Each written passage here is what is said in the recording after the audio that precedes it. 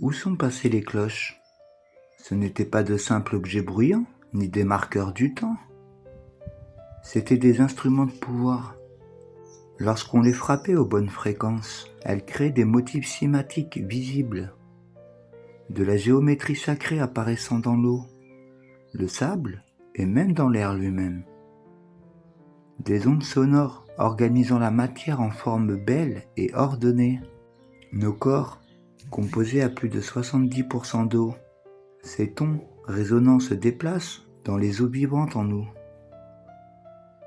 réalignant les cellules, apaisant le système nerveux et soutenant la capacité naturelle du corps à guérir de l'intérieur vers l'extérieur. Les cultures anciennes le savaient. Les cloches, les gongs et les bols chantants étaient utilisés délibérément pour la guérison par le son, afin de rétablir l'harmonie. Avant qu'ils ne le comprennent, les envahisseurs avaient déjà pris presque tout ce qui nous reliait à l'esprit et à la mémoire du vieux monde.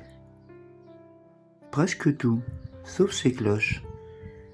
Ils n'avaient pas réalisé que ces cloches nous rendaient notre vitalité humaine.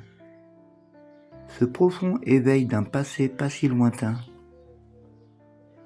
On vous dit que les cloches ont été réquisitionnées pour cause de pénurie de métal pendant la Première et la Seconde Guerre mondiale, et surtout en Europe. Mais ce n'était que l'histoire officielle, car il s'agissait d'une opération mondiale, dont les livres d'histoire ne vous ont jamais parlé. Ils savaient que si nous gardions ces instruments harmoniques de fréquence sacrée, notre guérison ne prendrait jamais fin. Aucune de leurs reclassifications, programmes d'endoctrinement, ni torture psychiatrique n'aurait fonctionné. Les cloches se seraient occupées de tout cela, avec tant d'autres méthodes anciennes et pratiques qu'ils ont pris soin de nous faire oublier, des cimetières entiers de cloches de cuivre, tous en attente d'être fondus ou détruites. Ils sont allés de maison en maison, d'église en église, de village en village, ramassant en silence chaque cloche qu'ils pouvaient trouver. Des flottes entières de camions et de trains ont traversé la campagne au cœur de la nuit, emportant les instruments sacrés par milliers. Des montagnes s'élevaient de cloches, entassées dans des parcs de stockage cachés et des fonderies industrielles où elles étaient systématiquement brisées, écrasées, puis fondues dans le silence pour toujours. Une à une, les grandes voix qui avaient résonné pendant des siècles étaient réduites au silence à jamais. Plus d'appels du matin pour réveiller l'esprit, plus de bénédictions du soir apportant la paix à la communauté, plus de vagues spontanées de fréquences de guérison, se propageant dans l'air et dans les eaux du peuple. Ils ont fait en sorte de façon absolue que ces cloches ne soient jamais vues à nouveau, jamais entendues à nouveau.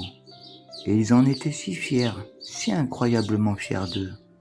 Une plume de plus à leur chapeau, une victoire de plus dans la conquête d'un peuple. Des groupes d'entre eux se tenaient, souriant et posant devant les immenses piles de cloches confisquées, prenant des photos pour leurs souvenirs personnels, riant et célébrant comme s'ils avaient remporté un glorieux trophée de guerre. Pensez au nombre de cloches que vous entendiez enfant autrefois. Il en reste encore aujourd'hui, mais elles sont délibérément désaccordées maintenant. Certaines sont même exposées avec des fissures, comme un coup au visage, étalant leur victoire à la manière psychologique de MK Ultra. Et nos ancêtres savaient aussi autre chose. Les cloches créaient une fréquence qui tenait les démons à distance, tout en éveillant le soleil intérieur en nous.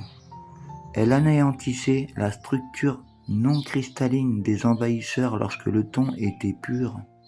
C'était comme si le son lui-même purifiait leur perversité. Alors nous sommes revenus au son et au rythme du Très-Haut, que ce soit par des gongs, des bols chantants, ou même le bourdonnement de votre propre voix, porté par la vague primordiale, la demeure universelle, et attendant que vous découvriez la plus profonde vérité de toutes, que vous étiez la cloche depuis toujours.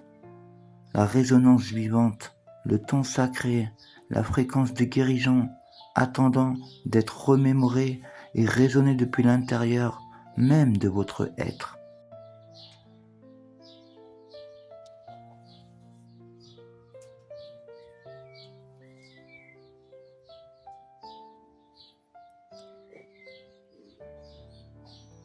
Souviens-toi qui tu es.